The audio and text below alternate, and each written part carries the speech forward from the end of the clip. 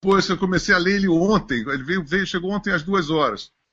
E eu acho que tem muita coisa para a gente conversar, né? O livro, o teu livro tem escritos seus de 95, né, até 2013, e é impressionante coisas assim que a gente lê que são tão atuais, né? Você falando coisas que já estavam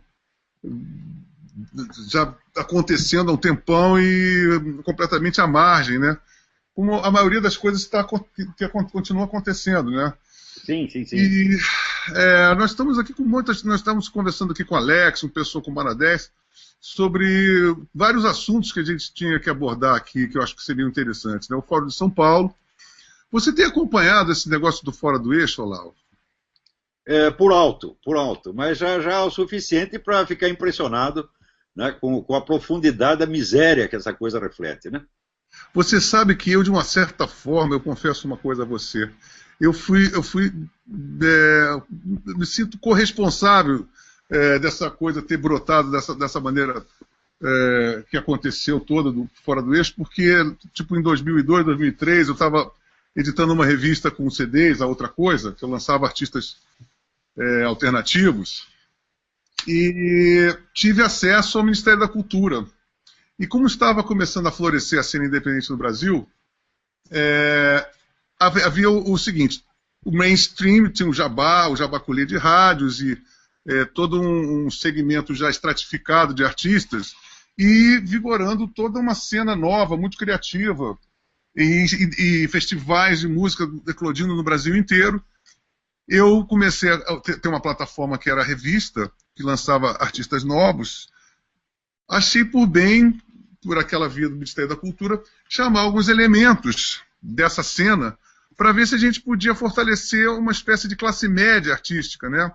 Para dar um certo poder aquisitivo, já que tinha um público, já que tinha plataforma. Só que eu cheguei a tocar, inclusive, eu acabei virando um certo ícone da música independente no Brasil há uns 10 anos atrás, mas era tudo muito precário. Eu cheguei até a ficar hospedado num puteiro, lá em Goiânia. Eu falei, pô, ninguém merece, né, ficar carregando os equipamentos nas costas. Então a gente... É melhor do que em certas igrejas. O quê? É melhor do que em certas igrejas. Pois é. Mas aí o que aconteceu? Eu peguei esse pessoal que era um dos promotores, né, desses festivais, eles entraram no Ministério da Cultura, se associaram ao Capilé que estava vindo de Cuiabá e a coisa eclodiu, né? Agora estava conversando... Um dos parteiros do monstro. Pois é, eu me sinto... E agora diz que é uma coisa imensa, que esse pessoal está dominando a indústria dos shows, essa coisa toda. Mas agora tem uma coisa muito interessante. Eu acho que eu falei com a Roxane sobre essa lei do ECAD, que tem uma coisa que dá fecha um círculo. Tem uma lei agora do ECAD, que na verdade é muito suspeita, porque apareceu aquela panelinha do Caetano, o Gil, a Flora Gil, a Paula Lavigne, o Roberto Carlos apareceu fantasmaticamente, o Chico, todo o pessoal que ganha muito do ECAD. E juntos com o Ronaldo Lemos, que ele é um advogado do Creative Commons. Aqui no Brasil também, ele trabalha na Fundação Getúlio Vargas. E aí começa a fechar esse círculo, que tem o pessoal da Regina Casé, do Esquenta, que é o Bruno Torturra, que era redator do Regina Casé, com o Hermano Viana, que é amigo e sócio no Overmundo, que é um site do Creative Commons com o Ronaldo Lemos, que escreve também da Globo para a Regina Casé. Então, aí de repente eu estou sabendo que esse Pablo Capilé, ele seria, com essa lei do ECAD, um dos nomes cotados para presidir um novo órgão do Ministério da Cultura, que teria 200 cargos a mais comissionados, para vigiar o ECAD. Você está entendendo? Agora, ele é declaradamente um sujeito que diz que o Fora do Eixo é contra os direitos autorais. E então fecha-se um círculo, né, de todo o mainstream brasileiro com esse pessoal do Fora do Eixo, agora todos mamando na Lei Rouanet, né? Esse que eu acho interessante. Uhum. E uma coisa que eu gostaria também de te perguntar, pelo que eu tenho visto, lido sobre o Capilé, isso eu estava falando com o próprio Alex Brum agora, me parece que, pode ser que eu esteja muito enganado, mas me parece que há uma tática muito de práticas ortodoxas, assim, de doutrinação. E eu perguntaria, será que quem seria que estaria por trás desse cara? Ou simplesmente ele está tendo uma inspiração metafísica? Mas as características de atuação deles, dos coletivos, todos indicam uma certa ortodoxia comunista mesmo, sabe? Bom, deixa eu tentar enquadrar isso aí dentro de uma perspectiva mais geral, de estratégia comunista tradicional. Pelo menos desde os anos 20, 30, o movimento comunista existe internacionalmente, ocupa todos os quadrantes da Terra, e tem uma série de procedimentos que são típicos e são repetitivos. Um deles é o seguinte, primeiro você infiltrar agentes em todos os pontos do sistema e dominar o sistema por dentro. Depois que você o domina por dentro e o usa como instrumento de desinformação, daqui a pouco explico direito o que é desinformação, aí você cria um movimento alternativo contra o establishment, dizendo que ele representa o capitalismo, o imperialismo, etc, etc. Mas são eles mesmos que estão dos dois lados. Por exemplo, aqui você tem, o New York Times, ele é um órgão de desinformação comunista desde os anos 30. Você deve se lembrar aquela série de reportagens do Walter Duranty, que negava que existisse o problema da fome na Ucrânia, quando estavam morrendo 8 milhões de pessoas lá. Até hoje, a sala Walter Duranty está lá intacta no New York Times, embora o cara já tenha sido desmascarado. O New York Times sempre se prestou a isso. Ao mesmo tempo, existe uma mídia alternativa criada por eles mesmos, que é contra o New York Times. De modo que você sempre bate com as duas mãos. Isso é universal no movimento comunista. Falando, por exemplo, deixa eu explicar como é que funciona o negócio de desinformação. O pessoal confunde desinformação com falsa informação. Falsa informação é, por exemplo, se um jornal em Moscou publica uma mentira contra o governo americano. Isso é falsa informação. A falsa informação é facilmente desmentida, porque vem de alguém que é notoriamente inimigo, notoriamente hostil. A desinformação só começa quando você divulga a fonte, divulga a falsa notícia, por um canal que é confiável para a vítima. Por exemplo, se você conseguir publicar a mesma coisa no New York Times ou na CNN, aí virou desinformação. Vou te dar um exemplo concreto, real, um caso real. Você lembra a história do Papa de Hitler? Né? Essa história apareceu pela primeira vez na Rádio Moscou em junho de 1945. Então, acusando o Papa Pio XII de ser um colaborador de Hitler, quando, na realidade, o Papa Pio XII era o único governante do mundo que havia protegido os judeus durante a guerra. Aquilo saiu na Rádio Moscou, ninguém ligou, foi desmascarado imediatamente, e imediatamente várias organizações judaicas avançaram para defender o Papa. O Albert Einstein fez declarações a favor do Papa. O rabino-chefe de Roma se converteu ao catolicismo e adotou o nome de Eugênio em homenagem ao Papa, e aquilo passou. Passados 30 anos, a mesma difamação, a mesma calúnia veio através da peça de um autor da Alemanha Ocidental, Rolf Hochschild. A peça se chamava O Vigário. E logo depois veio através desse livro do John Cornwell, que se chama O Papa de Hitler. Então são fontes ocidentais. Aí a coisa virou uma onda mundial. Para você ver a diferença de poder entre a falsa informação e a desinformação. Uma vez que você compreendeu este conceito, você entenderá que, bom, existe uma série de... O pessoal confunde muito falsa informação com desinformação, mas quando tem alguma ideia já do que é desinformação, faz uma segunda confusão pior, que é achar que a desinformação é uma arma usualmente empregada pelos dois lados. Então, assim, os comunistas faziam desinformação contra os Estados Unidos faziam desinformação contra os comunistas. Isso é impossível, porque a desinformação supõe a sua capacidade de você colocar os seus agentes nos postos de confiança do inimigo. Portanto, por exemplo, os órgãos de mídia e assim por diante. Ora, na União Soviética, todos os órgãos de mídia eram controlados pelo governo. Então, nenhum deles publicaria nem meia linha contra o governo. Ao passo que nos Estados Unidos e no Ocidente, você criticar o seu próprio governo é considerado até uma coisa meritória. Então, quer dizer, desinformação é um instrumento que foi usado exclusivamente pelos comunistas. Nunca ao contrário. Sim. Desinformação vamos dizer, a arma principal dos comunistas desde a década de 30, pelo menos. E continua usando a mesma coisa. Ora, uma das técnicas de desinformação é exatamente você criar um falso conflito. Como, por exemplo, durante o tempo da ditadura, se você investigar quem dominava os jornais, quem dominava os órgãos de mídia, era tudo gente de esquerda. E, ao mesmo tempo, o pessoal da esquerda também fazia a chamada imprensa nanica, dizendo aqui nós vamos publicar o que a mídia imperialista não publica. Então, eles dominavam os dois lados. Este caso que você está falando, do show business, é a mesma coisa. Quer dizer, você domina o sistema e você domina a oposição ao sistema. Então, é claro que o problema não é nem o sistema e nem a oposição ao sistema. O problema é que tudo está articulado a serviço de um movimento político que está agindo de uma maneira sorrateira, tá certo? E com finalidades que não são declaradas, não são abertas. Tá certo? Então, é uma empulhação gigantesca. E essa empulhação, ela é crônica, ela é estrutural. Ela já se impregnou na cultura do Ocidente e o pessoal se acostumou com isso. Eu vou lhe dar um exemplo. Isso é verdade. Quando teve a guerra do Iraque, o pessoal publicou que os americanos haviam bombardeado o museu de Bagdá e destruído milhares de obras de arte preciosíssimas. Isso saiu no New York Times, saiu na CNN, saiu na imprensa ocidental inteira. Quando terminou a guerra, viu-se que não tinha acontecido absolutamente nada disso, que ao contrário, os americanos haviam preservado todas as obras, nada se tinha perdido. Só que daí isso sai num desmentido de 10 linhas, depois da coisa ter virado um escândalo mundial. Então, quer dizer, desinformação é você usar a fonte de confiança do seu inimigo para divulgar algo contra ele. Nem só através de imprensa.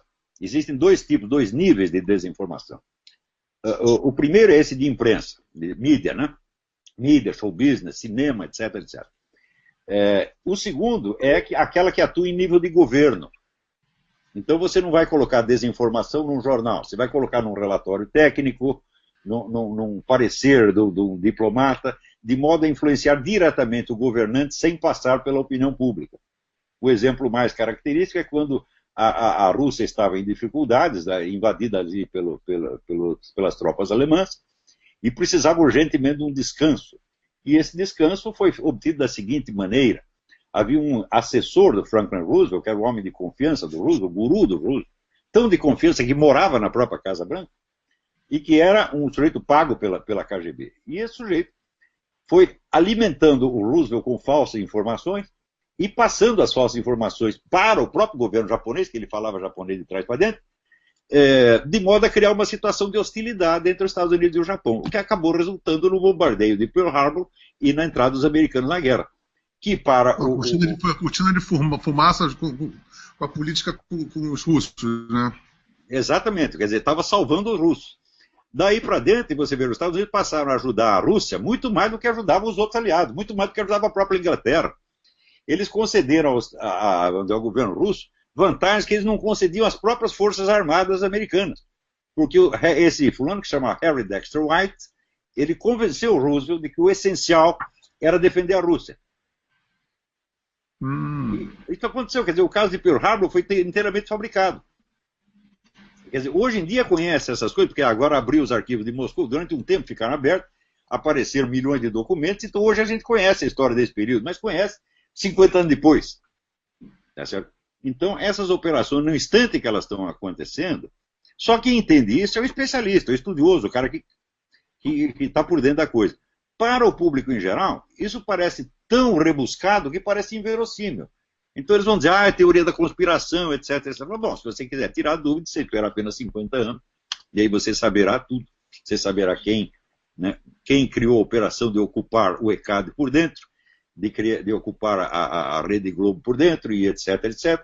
E quem criou também, por outro lado, vamos dizer, a indústria alternativa, colocando lá o Pablo Capilé, etc. Só advirto que eu ouvi pelo YouTube, né, eu não sei se ele é atual presidente do PT, mas foi presidente do Rui Falcão, que é um dos homens mais espertos desse meio, né, fazendo os maiores louvores do Pablo Capilé. Quer dizer, o Pablo Capilé é um instrumento essencial.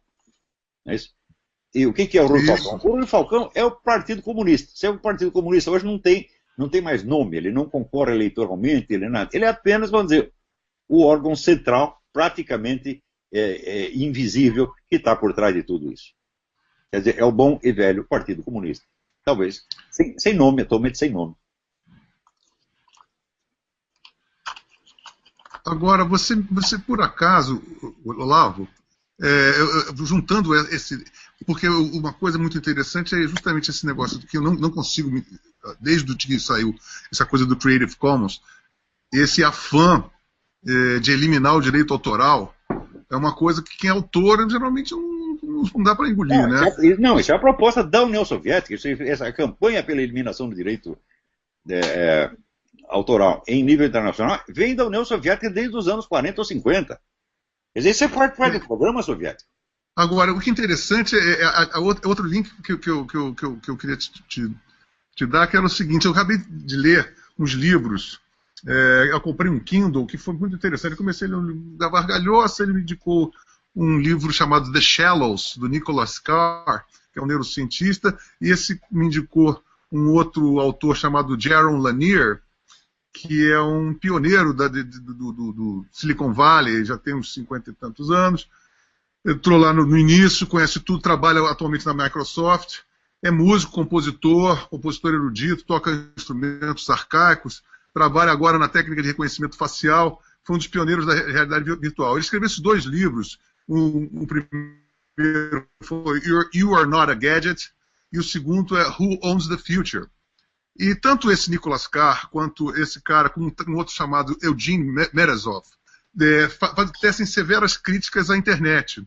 E ele chama os grandes provedores, esse Jaron Lanier, Sirens Servers, né? E chama esses coletivos de hive minds, né? E ele faz um link entre... Ele diz que tem os freaks lá do Silicon Valley, de Palo Alto, por exemplo, esse Ray Kurzweil, que ele agora, junto com o pessoal do Google, inaugurou uma universidade chamada Universidade da Singularidade. E isso é uma teoria muito louca, né? E dizem que esses caras, eles esperam que haverá um momento como se fosse a arrebatação, o arrebatamento, né, dos protestantes, the rapture, aconteça uma singularidade nas máquinas. E eles acham que tem que recolher toda a data no mundo, a big data no mundo inteiro, e aí tem a Amazon, tem a Google, tem o Facebook, para que eles atinjam mais rápido essa tal da singularidade. E aí o que acontece no relato do Jaron Lanier, ele diz que esses ultralibertários, anarco-libertários do Silicon Valley acabam incrementando essas grandes revoluções, os mobs, né? A Primavera Árabe, aqueles riots de Londres, todas Wall Street, essas teorias apocalípticas. Por exemplo, se você remontar aos anos 70, o Clube de Roma criou várias dessas teorias, prevendo assim grandes catástrofes. Por exemplo, eles demonstraram por A mais B que por volta de 1980 ou 90, todas as rodovias do mundo estariam tão congestionadas que não haveria mais tráfego. Né? E assim por diante. Depois tem o negócio dos computadores, que ia instalar tudo, etc. Eles sempre criam essa coisa, mas a teoria não tem nada a ver com os objetivos reais. Os objetivos reais são provocar determinados movimentos sociais que interessam a eles. Quer dizer, tudo isso aí é cenoura de burro. O que é interessante é que justamente a característica desses riots internacionais é que eles não têm cara, eles não têm liderança, são todos vindos do Facebook, né, e não dão em nada. Né? Até agora não houve nenhum tipo de transformação, né? A Primavera Árabe acabou na mão da Irmandade Muçulmana, o Occupy Wall Street só levantou... Tá pior, né? Quer dizer, para pior. Aqui também. O Egito hoje está uma carnificina. Aquela máscara do Vendetta, né? Do vídeo Vendetta. Quer dizer, é a maravilhosa política internacional do Obama, que é calculada para favorecer o outro lado, evidentemente, favorecer a fraternidade islâmica e o Império Eurasiano e assim por diante. O Obama trabalha para essa gente, para mim ainda está mais do que claro. E a coisa do Obama, o dossiê do Obama, de que ele não nasceu nos Estados Unidos, aquela coisa toda Não, de que aquilo tudo onde nasceu ninguém sabe. Ele é uma personalidade. Conjeturar Ele é onde uma fraude nasceu, ambulante. conjeturar onde nasceu é inútil. Mas uma coisa é absolutamente certa: os documentos que ele apresentou são falsos. A certidão de nascimento é falsa, isso está mais do que provado, não tem barriga me dói, você entendeu? O alistamento militar é falso e o Social Security dele é provavelmente falso. Os dois primeiros são, assim, efetivamente falsos. Já está provado, vamos dizer, com análises técnicas feitas por um profissional que trabalhava para o próprio escritório da advocacia que defende o Obama. Ele é um cara militante democrata, o cara não é politicamente comprometido, e ele disse: esse é o documento mais obviamente falso que eu vi na minha vida. Tá certo? Então, isso aí não tem mais discussão. Agora, isso já é por si um crime, uma felony, como eles chamam aqui. A questão de saber se ele nasceu no exterior ou não, se é elegível ou não, é uma questão muito secundária. Infelizmente, os caras aqui, meio burros, eles levantaram esta questão primeiro, para levantar a questão da certidão de nascimento depois. E então desviaram a discussão para uma discussão constitucional muito complicada, porque o que é o tal do cidadão natural, cidadão nativo? E você pode continuar discutindo o resto da sua vida, mas a questão dos documentos é uma questão patente, factual. Quer dizer, fraude, de fato, o sujeito que está na presidência dos Estados Unidos é um impostor, que ninguém sabe quem é, ninguém sabe qual é a família dele, não há certeza sequer de que o pai dele é pai dele, e nem, aliás, de que a própria mãe seja a mãe dele. Não se sabe que a mãe dele era uma agente, que ela tinha umas fotos nuas que circularam na internet. Aquilo ali era verídico? Eu não sei. Isso eu não sei. Você chegou a ver as fotos? Veja, os fatos positivos são difíceis de confirmar, mas os fatos negativos são bem provados. Por exemplo, está provado que essa dona não morou com o pai do Obama por mais de uma semana. Isso aí está provado. A família Obama jamais existiu. Isso aí não há mais dúvida sobre isso. E é um relacionamento muito pueril, né? A falsidade do documento também está provada. Quer dizer, você vai ficar no terreno dos fatos, é isso que se sabe por enquanto. O que se sabe é que não se sabe qual é o sujeito. Ele tem 5 nomes diferentes. Cacilda. Uma outra coisa que não se sabe é como é que ele viajou para a Indonésia numa época em que a entrada de cidadãos americanos na Indonésia estava proibida. Então ele não usou um passaporte americano. Então, quer dizer, ele tem um passaporte indonésio. Para ser um passaporte indonésio, ele tem que ser um cidadão indonésio. Esse é um fato também. A gente tem o fato, mas não tem explicação. Agora, que houve o crime, houve. E que o sujeito é um impostor, isso são fatos. Não há mais o que discutir. Isso é um absurdo. Agora, mudando de assunto, Olavo, eu queria falar com você sobre o que está acontecendo atualmente aqui no Brasil.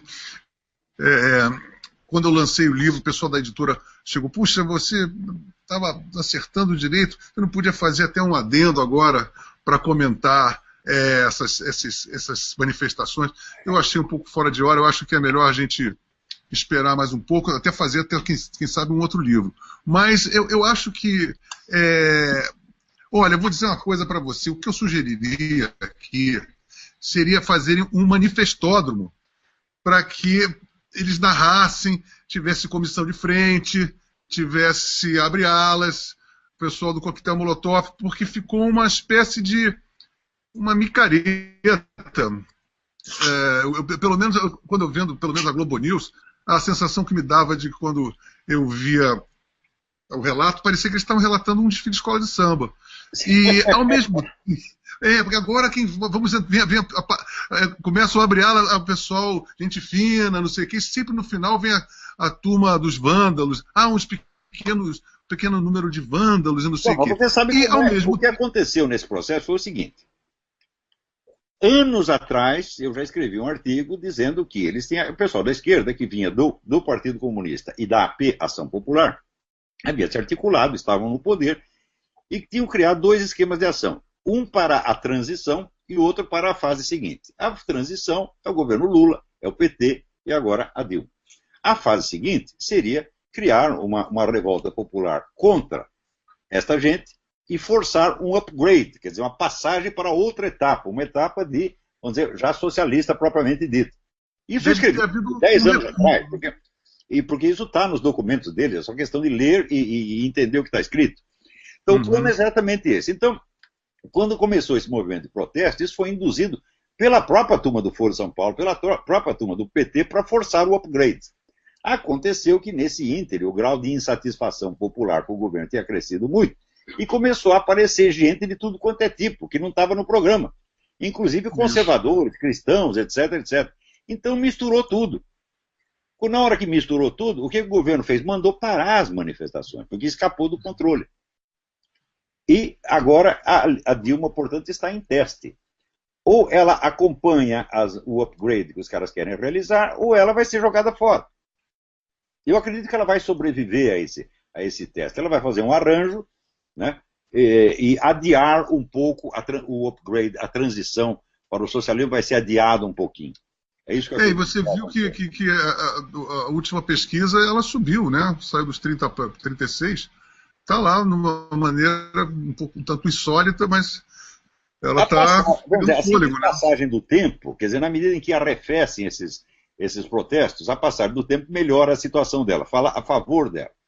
Então, ela pode continuar por mais um tempo com um governo tipo Lula, que é o governo que eles chamam de transição, que é meio lá, meio cá. Você deve se lembrar que o Lula foi homenageado na mesma semana, ele foi homenageado no Fórum Econômico de Davos por sua adesão ao capitalismo e no Fórum Social Mundial pela sua fidelidade ao comunismo. Isso é típico de governo de transição. Quer dizer, ele abriu o discurso no Fórum de São Paulo, né? Foi ele que abriu o fórum, ele fundou o Fórum de São Paulo. Ele é o chefe da estratégia comunista no continente. Só que essa estratégia ela inclui essa fase de transição. Quando um movimento revolucionário elege um presidente por vias legais e democráticas para que ele opere a transição, o sujeito vai operar num esquema de lealdade dupla o tempo todo, que é exatamente o que fez o Lula. Então, dá uma no cravo, está na ferradura. Por exemplo, ele usa uma política econômica mais ou menos ortodoxa, ao mesmo tempo em que vai aumentando o poder das organizações de esquerda, eliminando as oposições uma por uma, e assim por diante. Quer dizer, o esquema que o Lula usou é muito bom, porque ele aderiu ao capitalismo na esfera econômica e está praticando, vamos dizer, o fortalecimento do esquema socialista comunista na esfera propriamente política. Né? De modo que o pessoal empresário, por exemplo, só olha o lado econômico, não olha o que ele está fazendo do outro lado. É engraçado, eu estive conversando com os liberais agora essa semana, e eu sinto que eles estão muito relax, assim. Eu me sinto às vezes meio paranoico, assim, sozinho. Pô, você provavelmente deve sentir isso também. Aqui, eu sentindo aqui no Brasil, parece que é um papo de lunático, sabe? E as pessoas não sentem, por exemplo, nós somos já um dos um dos países mais estatizados do mundo, né, o que já é um sintoma bastante característico, e as pessoas não estão sentindo. A doutrinação nas escolas, eu tenho vários sobrinhos aqui. Não, quer dizer, o aparato educacional inteiro virou instrumento de propaganda comunista o tempo todo, do primário à universidade. E você vê também o que sai de filme no Brasil. Agora Vila Marighella, Dona Marca. Os liberais brasileiros, em matéria de comunismo, são analfabetos. Eles não sabem nada. Eles só estudam economia, leram lá o Ludwig von Mises, leram o Friedrich von Hayek e acham que sabem tudo. Então olham só pelo lado econômico e dizem, não, o Lula não é comunista de maneira alguma, ele está seguindo a política capitalista. Mas espera aí, política capitalista o Lenin também seguiu. E a conversa era exatamente o mesmo. Quer dizer, você não pode modificar a sociedade em todos os setores com a mesma velocidade ao mesmo tempo. Então você acelera um lado e desacelera o outro. Isso é característico do movimento comunista. Quer dizer, o simples fato de os caras serem treinados num pensamento dialético mostra que eles sempre pensam por meio de forças contrárias e não de uma maneira linear. Essa é modular, né? Eles pegam aqui, botam aqui, juntam aqui. É um Lego. É um Lego, exatamente. São muitas peças diferentes. Uhum. E isso é assim, não é de hoje. Na própria Revolução Russa foi assim. O Lenin, a primeira coisa que ele fez foi liberalizar a economia. Né? Mas o pessoal pensa em termos doutrinários. Eles acham que se você é a favor da estatização, você é estatizante. Se você é a favor da economia de mercado, você é liberalizante. Eles não sabem nada. Por exemplo, Karl Marx era o grande defensor da liberdade de comércio internacional. Porque sem essa liberdade de comércio, não haveria liberdade de trânsito de lá para cá, e o movimento comunista não podia se expandir. Para se internacionalizar, né? Então o pessoal ia dizer, então Marx é liberal, porque ele é a favor do livre comércio. O pessoal é muito ignorante, porra. E simplório, porque é um problema de incultura, o pessoal não estuda. Não estuda. Olha, uma vez eu estava discutindo com um coronel no clube militar do Rio de Janeiro. Né? E estava discutindo justamente questões desse tipo. Daí eu perguntei, o senhor leu tal livro? Não. O senhor leu tal outro? Não. O senhor leu tal outro? Não. Digo, onde o senhor adquire informação? Eu leio o jornal. Então, a resposta é a seguinte, vai tomar no cu.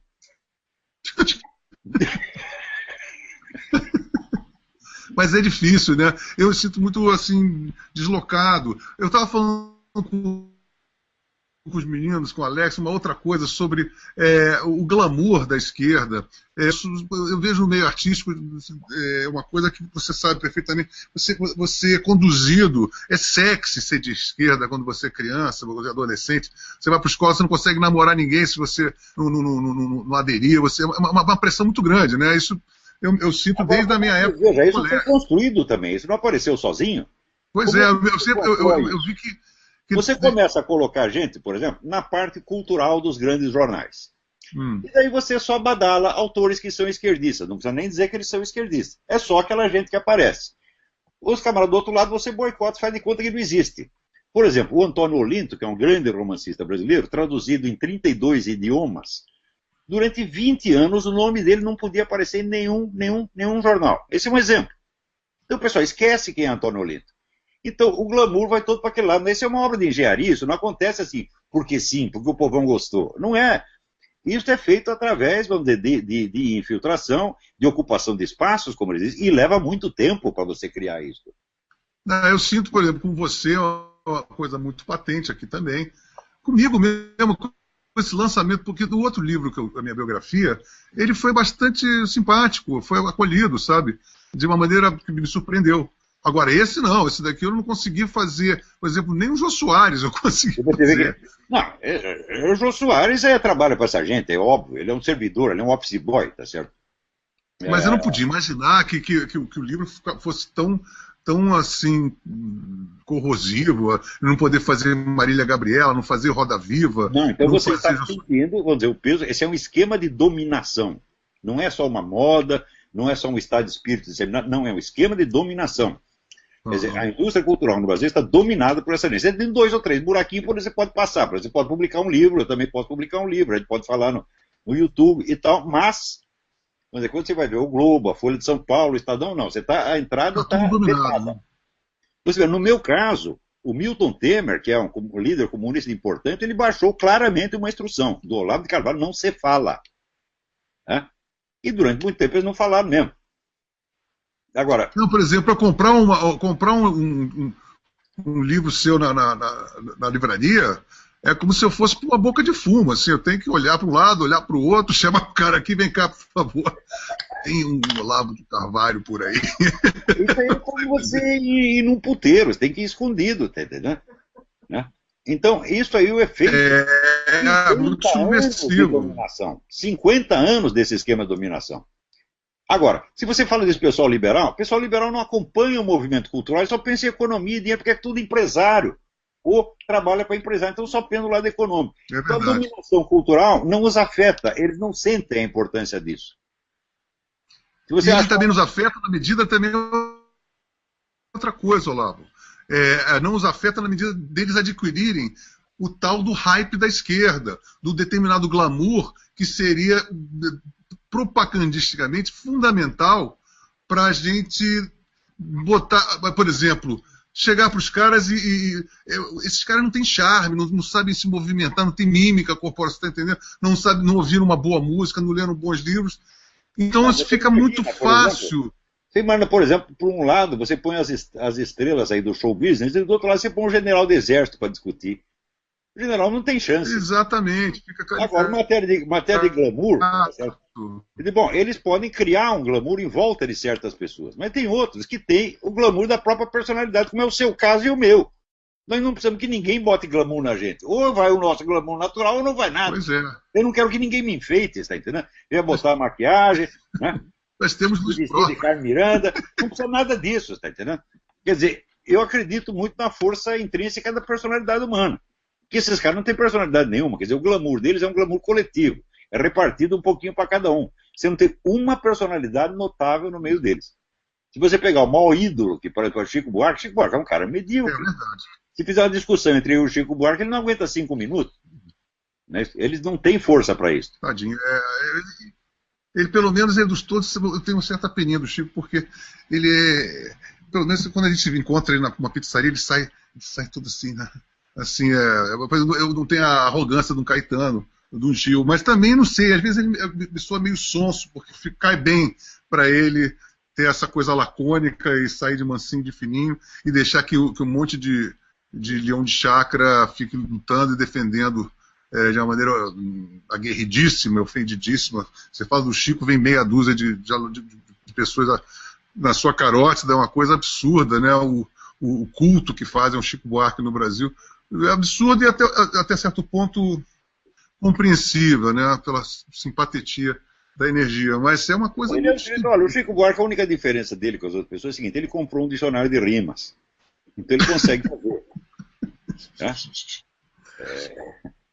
Ele faz uns poeminhas primários, mas até que está bem feitinho. Ele bota aquilo em música e fica legal.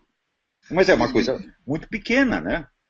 Ele pensa aquela da inveja da pobreza, que é um cacuete que eu acho terrível. Tem músicas que são emblemáticas, como Gente Humilde, que é uma bela música do Garoto. Ele fez com o Vinícius aquela Gente Humilde, que vontade. É uma coisa muito, assim, a ópera do malandro, é uma coisa muito piegas. Vou contar uma coisa. Uma vez eu fui visitar um sujeito que é um ricaço do Rio de Janeiro, um potentado das finanças no Rio de Janeiro. E ele mandou me buscar com o carro, o chofer e tal. Quando eu cheguei lá, era um lugar tão imenso que eu perguntei: o que é aqui? É o aeroporto onde a gente vai tomar o avião para ir na casa do sujeito? Não, era a casa dele, assim. Bom, na frente tinha outra casa igual, que era a do Chico Buarque. Ah, eu já fui lá, a gente na época da numeração, a gente ia lá no Jardim Botânico, não? Isso quer dizer que você contribuir com uma parte dos seus rendimentos para o Partido Comunista rende. Esse é o melhor investimento que um artista pode fazer. Você dá o seu dízimo para o Partido Comunista e pronto, você tem todo o lobby do Partido Comunista para te erguer e transformar você num gênio. Não teve um crítico no Rio Grande do Sul que disse que a obra do Chico Buarque se aproximava de Michelangelo? O cara escreveu isso. É uma coisa, são hipérboles assim. Isso saiu numa capa de revista, acho que foi a Rolling Stone ano passado. A linguagem desse cara. E depois aconteceu uma coisa pior. Você vê que a partir dos anos 70, 80, o pessoal começou a ser educado, alfabetizado pelo método socioconstrutivista. Os imbeciliza por completo e os torna incapazes de medir, por exemplo, o peso relativo, a nuance, o valor das palavras. Então eles julgam as coisas, vamos dizer, com um sistema totalmente arbitrário, anárquico. Eu vou te dar um exemplo. Apareceu um monte de caras dizendo assim: não, esses alunos leitores do Olavo, eles têm uma adoração religiosa por ele. Isso é uma idolatria. Eu digo: bom, peraí, mas nenhum aluno me chamou de Padim Olavo, não pediu a bênção, não pediu para eu rezar para curar a hemorroida dele. Né? Ninguém fez isso. Né? Agora, o que acontece na esquerda? Você vê, alguém diz que é idolatria quando o povo do Nordeste faz fila para ser curado pelo Lula por imposição de mãos? Não, ninguém diz que é idolatria. Alguém diz que é idolatria quando o Leonardo Boff é chamado de mártir, porque ele levou um pito paternal em Roma? Não. Alguém diz que é idolatria quando a esquerda inteira pede a beatificação do Herbert de Souza, o Betinho. A revista Veja pediu a beatificação do Betinho. Isso tudo não é idolatria. Mas se um cara diz: Olavo de Carvalho é um mestre, idolatria, é adoração religiosa. As mesmas pessoas fazem isso. Então, quer dizer, não tem o senso do peso das palavras. São analfabetos funcionais mesmo. São analfabetos funcionais e, ao mesmo tempo, imbuídos de ódios irracionais. Por exemplo, o número de pessoas que escreve a meu respeito e confessa: nunca li um livro dele, nunca li um artigo, só assisti uns programas Troll Speak. Pronto. Com os programas Troll Speak, você já faz uma avaliação. Teve um que, olha aqui, a trajetória de vida inteira do Olavo. A trajetória de vida, ele ouviu 2 programas. Não sabe nada. Ontem eu ouvi uma muito interessante sobre você, que eu estava anunciando. Assim, não, o Olavo é católico, mas fala muito palavrão. O cara era roqueiro. Eu falei assim, ô rapaz, você não suporta o palavrão de um católico, é isso? Então você fez todo um julgamento da vida, a obra, o cara escreve milhões de livros, então você leu... Os católicos começaram a reclamar disso aí. E daí eu mostrei para eles palavrões que foram usados por São Francisco de Assis, São Bernardo de Clairvaux e São José Maria Escrivá. Falei, olha, eles usavam palavrão.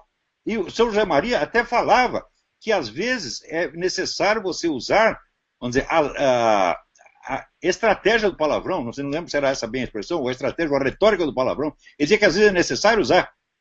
Então, esses caras, quando eu os mando tomar nos cus, eu estou até elogiando, porque eu estou pressupondo que eles tenham um cu.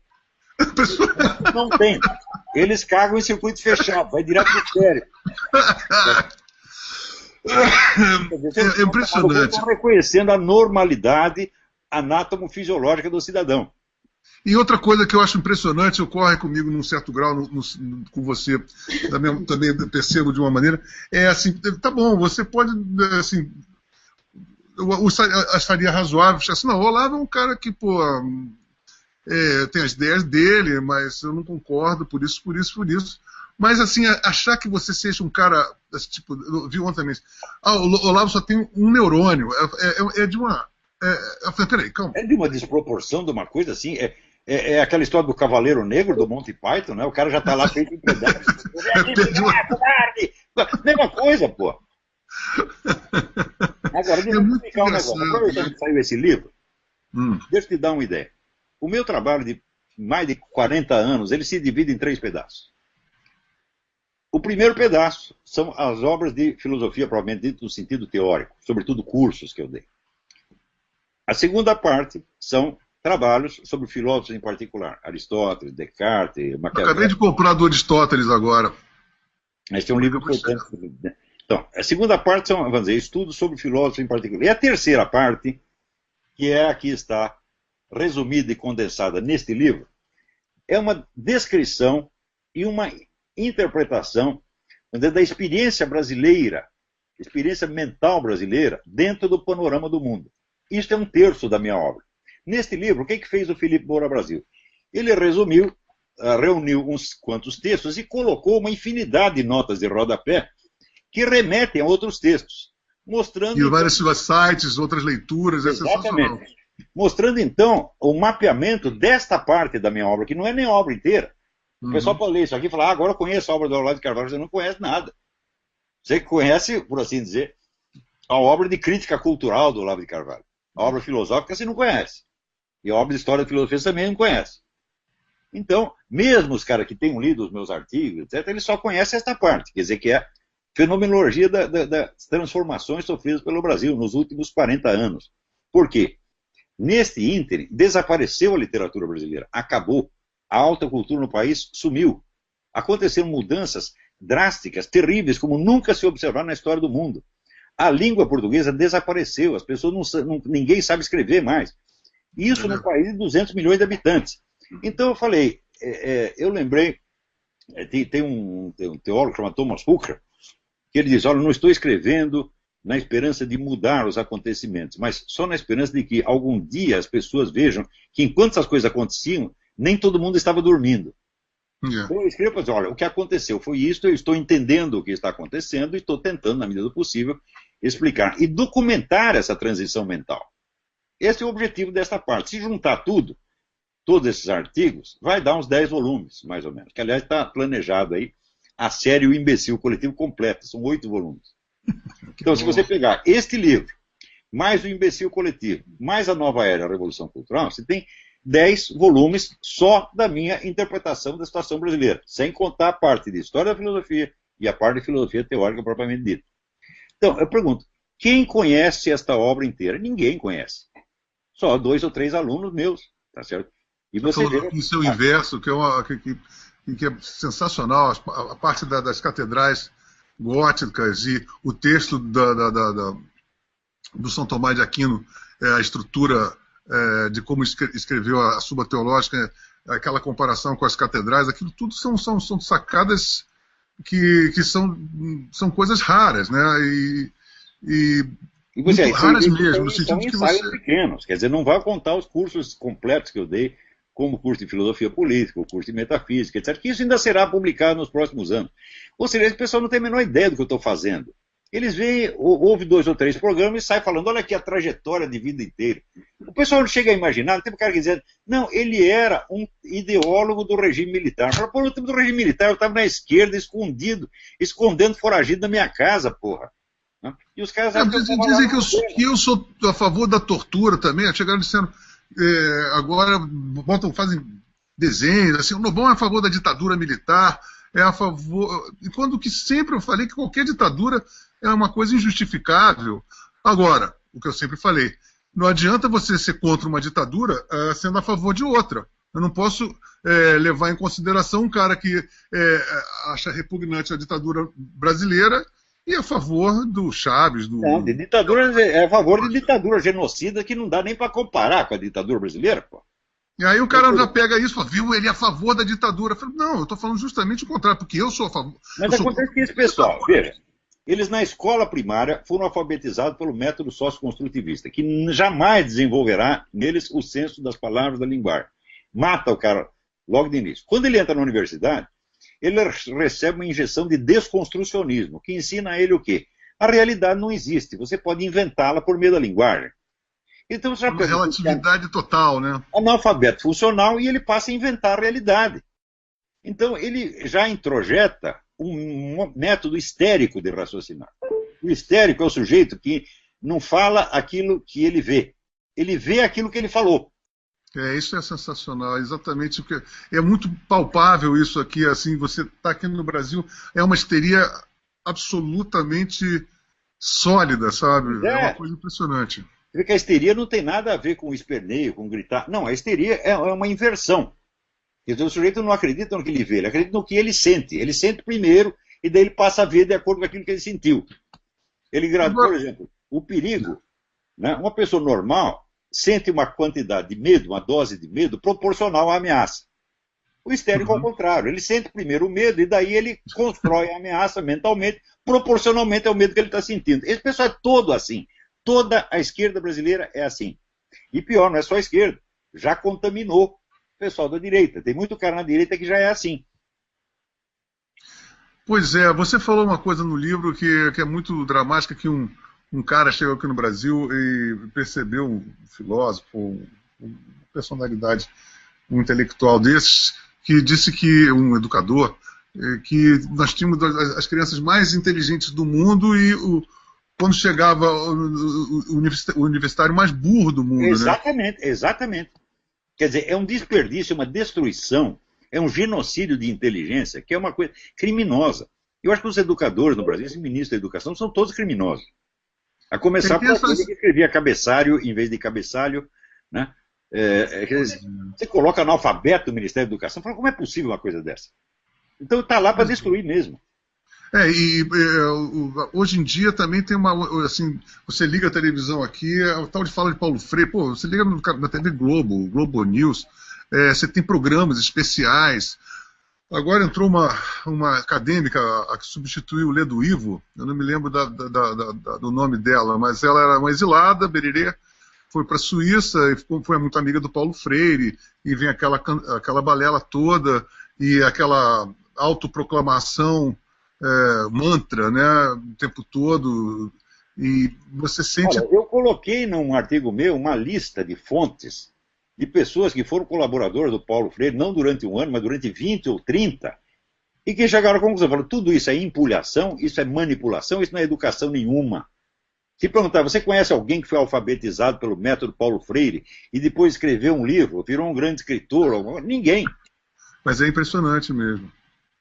E você pensa também outra coisa, como é que a percepção média das pessoas não consegue entender, ainda ficam botando culpa no Fernando Henrique. Pô, já tem mais de 10 anos de governo do PT, já deu para verificar já os culpa da ditadura militar, que já acabou há 50 anos, meu Deus do céu. Isso é um absurdo, né? Mas veja, essa autodesculpa automática, isso é próprio da mentalidade revolucionária. O sujeito se imbui da ideia de que ele tem na mão um futuro melhor, de que ele representa este futuro melhor. Então, o único juiz das suas ações no presente é esta imagem do futuro. É este tribunal do futuro, Quem preside o Tribunal do Futuro? Quem o está criando agora, portanto, ele mesmo. Portanto, você tem a desculpa automática. Você, como representa um futuro melhor, no presente você pode fazer o que você quiser. É uma espécie de ejaculação precoce ontológica, né? Ontológica, ejaculação precoce crônica e ontológica. Isso é a essência da mentalidade revolucionária. E isso já é, por sua vez, uma estrutura histérica. Eu recomendo para você o livro do médico polonês Andrew Lobachevsky. Andrew Lobachevsky era um médico polonês e ele viu a ascensão do comunismo na Polônia e viu que aqueles postos altos estavam sendo todos ocupados por psicopatas, quer dizer, pessoas sem sentimento moral. O psicopata, ele não tem as emoções morais, mas ele as conhece intelectualmente. Tanto que foram feitos testes que quando você expõe ao sujeito certas cenas que deveriam emocioná-lo, numa pessoa normal, aquilo ativa as áreas emocionais do cérebro. No psicopata, ativa as áreas linguísticas. Ele não tem empatia, né? Não tem empatia. Então, esse sujeito ele pode se permitir fazer o que quiser. E o Lobachevsky, então, foi estudando, ele mais uma equipe de mais poloneses, foram estudando isso na elite comunista polonesa. E viram o seguinte, quando o país é dominado por uma elite psicopática, se espalha imediatamente entre seus colaboradores e seguidores a sintomatologia histérica. Quer dizer, um país de histéricos governado por psicopatas. Exatamente o que está acontecendo no Brasil. Quer dizer, o macho alfa é o psicopata e o bando é o histérico. O bando é histérico.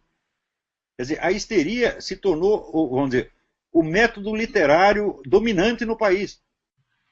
Quer dizer, as pessoas usam palavras que não correspondem a absolutamente nada, mas que para elas passam a valer como se valesse, como se fossem, como se representassem.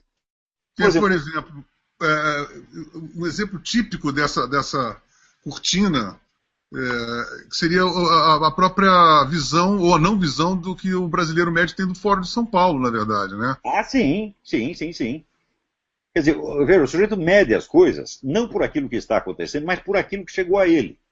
E, portanto, ele passa a usar sistematicamente aquilo que na retórica antiga chamava argumentum ad ignorantiam.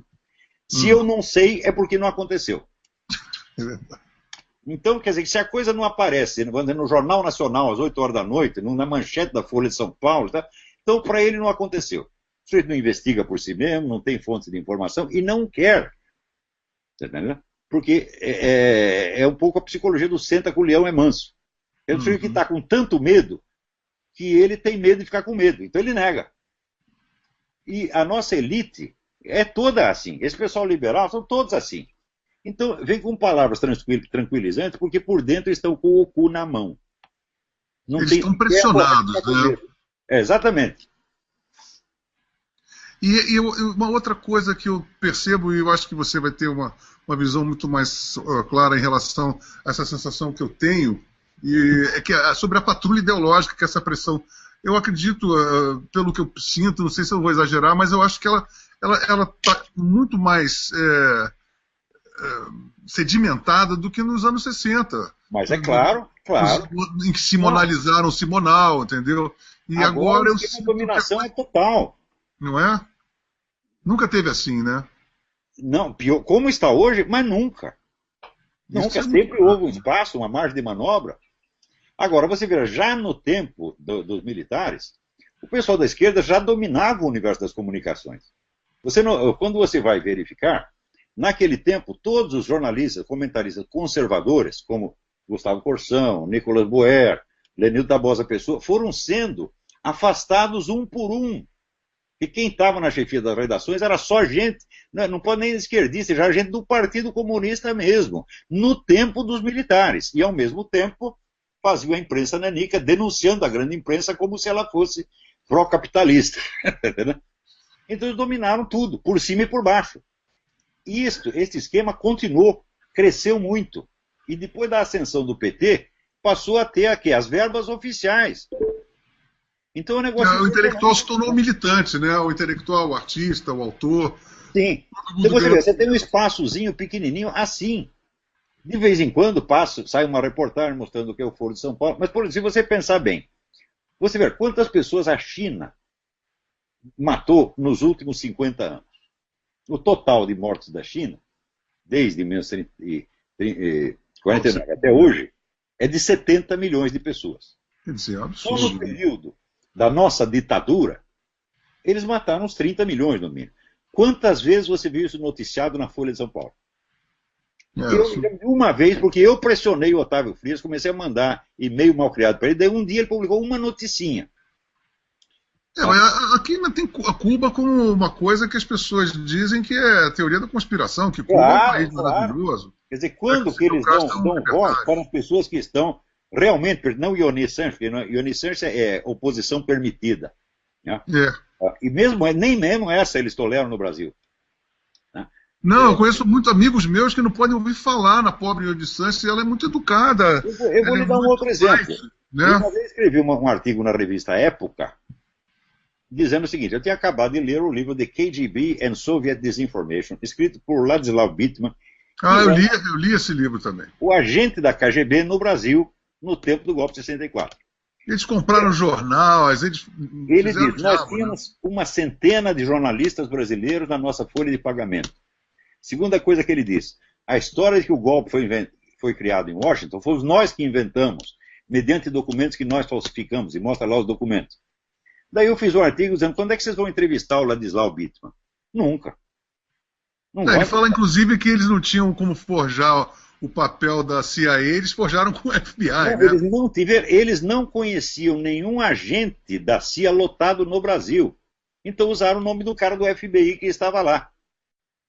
Você vê, a KGB não sabia de nenhum agente da CIA lotado no Brasil.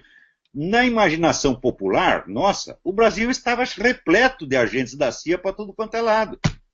Por exemplo, só que a KGB não conhecia nenhum. Na semana passada, a Miriam Leitão estava no Globo News, entrevistando o pai e o filho nasceu no exílio, e eles estavam fazendo um documentário provando por A mais B que quem fomentou toda a revolução de fora para dentro foram os americanos, e colocando como fato histórico. Qual é a prova? Eles colocam lá um telefonema do Lincoln Gordon para o presidente Johnson, no dia 31 de março, dizendo assim, senhor presidente, os milicos botaram os tanques na rua, o que nós vamos fazer? Ou seja, está provando que até aquele momento os Estados Unidos não tinham feito nada. Eles tinham acompanhado, eles estavam informados, evidentemente. Mas a coisa os pegou, por assim dizer, de calça na mão. Eles não tinham colaborado em absolutamente nada. E mais ainda, eu fiz uma entrevista com o Paulo Egídio Martins, que foi governador de São Paulo, foi ministro das Minas, e eu encostei na porta e perguntei, doutor Paulo, é verdade que os americanos colaboraram com o golpe? Ele falou, não. Eu disse, como é que o senhor sabe? Ele disse, eu sei porque eu fui lá pedir e voltei com a mão à frente e outra atrás. O máximo que eles nos ofereceram foi um navio de combustível para os nossos tanques e não foi de graça. Eu tive que pagar esta coisa. Eu não tive dinheiro, pedi para meu sogro, que era banqueiro, paguei o depósito da porra do combustível que nós não usamos e eles nem sequer devolveram os dinheiros do sinal. Seria esse navio que eles falaram que a armada americana estava em nossas costas? Seria esse um navio de combustível. Um navio de combustível, isso veio mesmo. Mas não foi usado e não foi de graça. Agora, você imagina aqueles caras que estavam preparando o golpe, eles tendo que fazer a coleta para pagar a porra do navio de combustível e nunca receberam o dinheiro de volta. Essa foi a grande ajuda que os americanos deram. Que loucura, né? Quer dizer, isso aí não é interpretação minha, isso foi o próprio personagem da coisa, tá entendendo? Isso é eu fico pensando em geração. Tá bom que tem as gerações mais velhas, tem essa neurose, ou essa revanche que participaram. Mas eu acredito que, historiadores mais novos podem ter um distanciamento. Eu, se fosse um historiador atualmente, eu adoraria rever essa história de uma maneira. Por mais pessoas independentes que apareçam, nós nunca vamos poder competir com a máquina de desinformação que está metida em todos os altos escalões da mídia, tá certo? Da educação, dos órgãos governamentais de cultura. Não é possível. Porque isso aí não é assim uma adesão espontânea. Eles são militantes treinados. É verdade. Tá entendendo? A barra está muito pesada, viu? Está pesadíssima. Nós estamos, quer dizer, eles já exercem o controle da opinião. E ainda não estão contentes. Ainda fazem... Eles brincam, eles fazem de conta, por exemplo, que a família Marinho manda na Rede Globo. Não manda nada. Pois eu vou lhe contar um exemplo de um milico que durante o regime militar, não é agora, né? Hum. Descobriu lá 18 agentes comunistas num jornal do Rio Grande do Sul. Não vou dizer qual jornal que era. Chamou o diretor e disse, olha, tem aqui 18 comunistas, não é que esses caras que são comunistas só convicção, não, são agentes mesmo, estão lá. E daí o cara, vou demitir, etc, etc. Não demitiu coisa nenhuma. Passou um tempo, o oficial perguntou, o que é que o senhor fez? Eu não posso fazer nada. Se eu demitir esses 18 caras, o jornal para. Então, assim, quem manda na redação é o comitê de comunista que está lá dentro. Isso é assim há mais de 40 anos. No tempo dos milicos já era assim. Eu estava lá e eu vi. Eu participei dessas coisas. Eu recebi aulas de moral e cívica muito esquisitas também no meu colégio, que eu tinha assistido o hino nacional e me dava as letras do Chico Buarque pra gente. Bom, mas veja, a minha mulher foi professora de educação moral e cívica e ela era militante trotskista na época. O governo burro falou, agora vou ensinar patriotismo para essas crianças. E abriu concurso para professores de educação moral e cívica. Todos os comunistas foram ocupar os lugares, porra. É muito esquizofrênico. Eu não sabia para onde correr minha cabeça. Eu falava, meu Deus do céu, a gente está em plena ditadura militar, né? Eu, garoto, minha mãe era fã do Médici e do Chico Buarque ao mesmo tempo também, é uma loucura. A conquista da hegemonia cultural pela esquerda data do período militar. Exatamente. Os documentos da Câmara Brasileira do Livro mostram que aquele período foi o período de maior progresso da indústria do livro comunista no Brasil. Na música foram os festivais da canção, né? Sim. Que surgiu aquela penca de músicas de protesto, todas. O pessoal da Globo, por exemplo, os marinhos, o que é que eles faziam? Eles davam lá um espaço para o Amaral Neto puxar o saco do governo. Então, naquele programa Amaral Neto, eles puxavam o saco, falavam maravilhas do governo. E o restante da programação era só mensagem comunista o tempo todo. Eram novelas de Dias Gomes, né? Dias Gomes, você tinha a comissão ali que avaliava os projetos de novela. Em primeiro lugar, tinha que ser aprovado do ponto de vista ideológico. Se passar do ponto de vista ideológico, então vamos dizer, avaliado do ponto de vista artístico, mercadológico, etc, etc. Era o Dias Gomes e a Janete Claire, militantes históricos do Partido Comunista.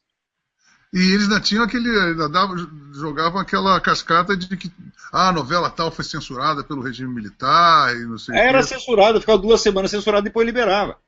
Aí dava aquele charme, né, da censura. O controle que esse pessoal tem sobre o noticiário hoje é infinitamente mais eficiente do que a censura no tempo dos milicos. Porque a censura, assim, eles botavam um funcionário na redação. Eu trabalhava no Estadão na época, o cara nem podia entrar na redação, os Mesquita mandavam ele trabalhar na portaria, e de vez em quando ele vetava uma notícia ou outra. Mas eles só tinham o poder de veto, eles não botavam notícias, tá entendendo? E além disso, eles não modificavam a redação. Então, só vetava uma notícia ou outra que logo depois de 2 ou 3 meses era liberada. Quantas coisas que eu não escrevi foram publicadas depois de 2 ou 3 meses de atraso. Tá certo? Isso era censura. Agora, hoje não, é controle efetivo, tá entendendo? E eu acho uma outra coisa, Olavo, eu me lembro que eu fui fazer uma palestra muito engraçada, acho que fui em Salvador, era eu do lado, Ariano Suassuna de outro, e o Abu Janra de mediador.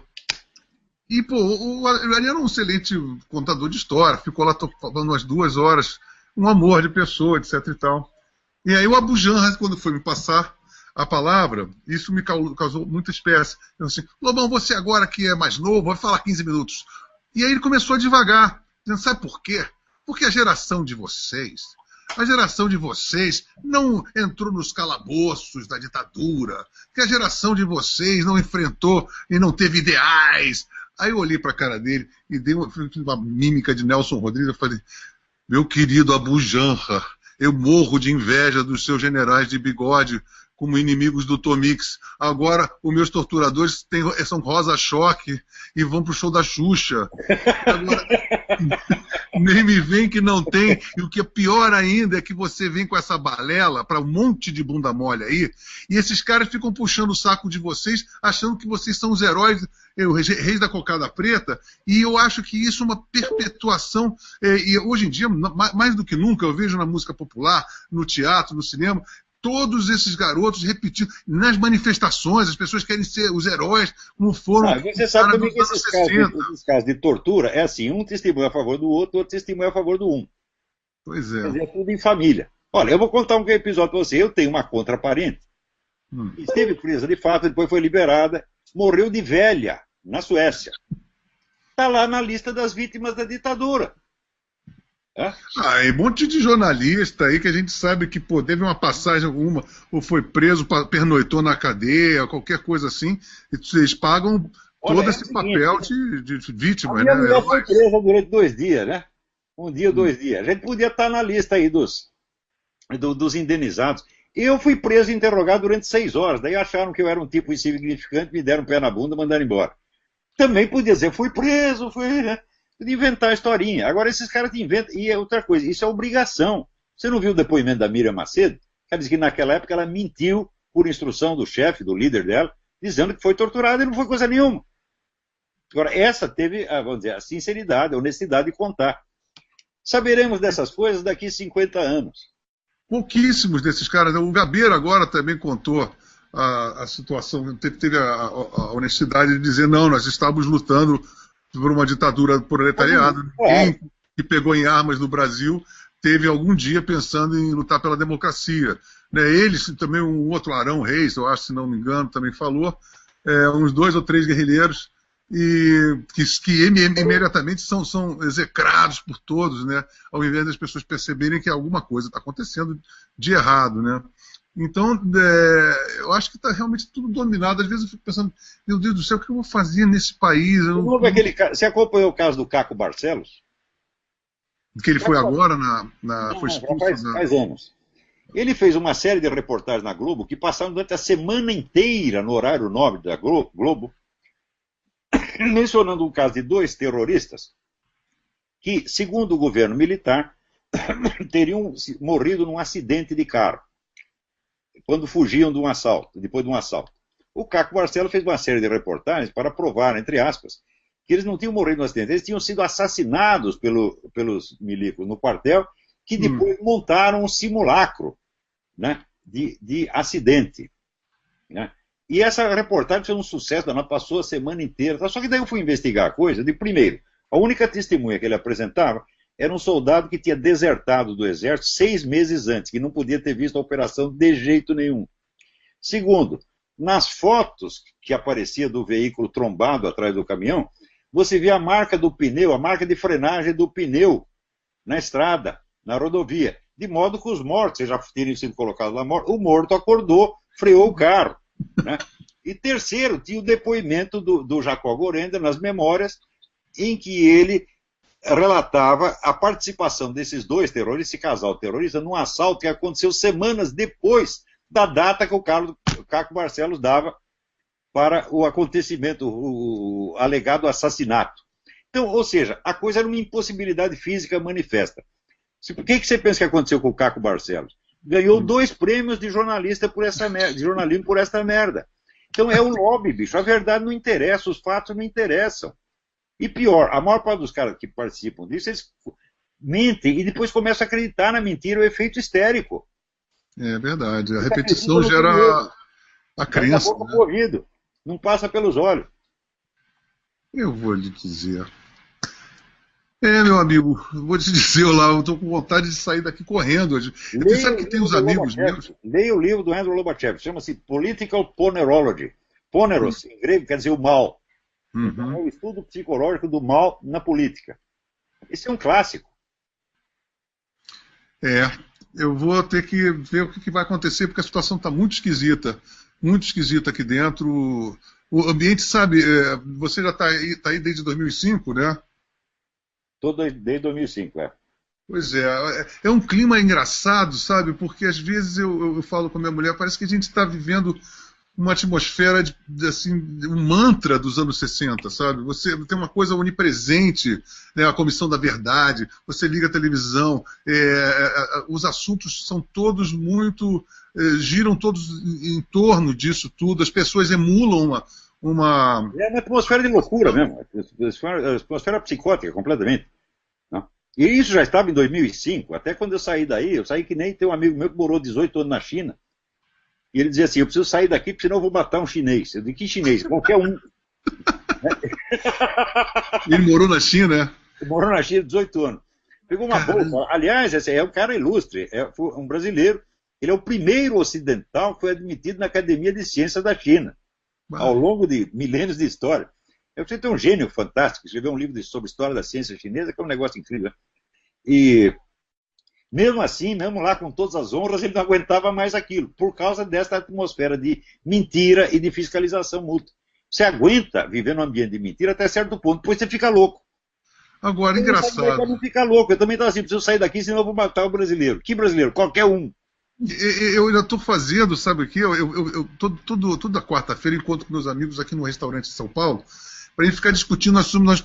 Nós nos autonomenclaturamos como a nova UDN do protopunk. E aí a gente já começou a querer bolar um asilo.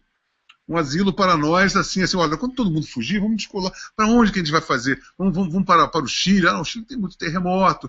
Mas, assim, para você ter uma ideia, assim, que não é só eu, não, são várias pessoas que, quando aqui chegam... Aqui ainda tem muito espaço, muita margem de manobra.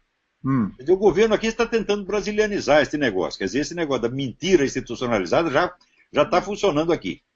Mas acontece que metade do país sabe que é mentira. A outra metade não sabe. E você acha que na próxima eleição isso vai influenciar?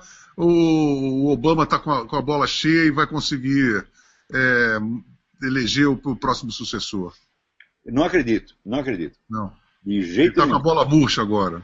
Olha, os democratas não ganham, mas os republicanos podem perder. Esse aqui é o problema, né? Porque os democratas não têm um candidato decente, os candidatos deles estão tudo queimados. Hillary está queimado por causa do negócio de Benghazi, que foi a alta traição. O Obama, então, os casos, os crimes do Obama, a lista é telefônica, entendeu? A popularidade dele está baixando cada vez mais. Assim, 2 semanas atrás estava em 41%, um cara começou com 80 e tanto por cento. Você vê, essa semana teve um grupo de conservadores negros que pediram o impeachment do Obama. Isso é bonito, né? Então, o mar não tapa peixe para ele. O que ele quer é acabar o mandato logo e ir embora. Ele já falou, quer ir para casa. Ele está desesperado, absolutamente desesperado. Né? E você acha que tem algum nome republicano? O também não tem candidato. Depois isso aqui tá aparecendo, qual é o grande líder? É o Ted Cruz, mas o Ted Cruz tem o problema que ele é mexicano, porra. Ele não é um born citizen. Ele pode dizer, bom, já que o Obama é da Indonésia, eu vou também entrar nessa. Claro, o amigo da Indonésia, por que eu não posso vir do México? Quer dizer, é esculhambação geral, né? Agora aqui é uma maravilha, né? Você imagina só a eleição no ano que vem, quem que a gente vai poder votar, não dá nem vontade de sair de casa. Né? Olha, eu acredito o seguinte, a ação eleitoral ela é inútil se não é precedida da ação social e cultural durante 30 ou 40 anos. Esse pessoal quer o efeito sem causa. Você pensa assim, qual era a popularidade da esquerda nos anos 60? Nada. Pegava mal se dizer que era comunista, né? Claro, eles estavam queimados, mas eles começaram o trabalho paciente de ocupação de espaços, né? A Revolução Gramsciana, e acabaram ganhando. Agora o pessoal da direita tem pressa. Ou eles fazem a coisa em 2 semanas ou não fazem nada. Desanima. Né? Que nem quando inventaram o movimento Cansei. Pô, mas o movimento nem começou, você já cansou, porra? É verdade.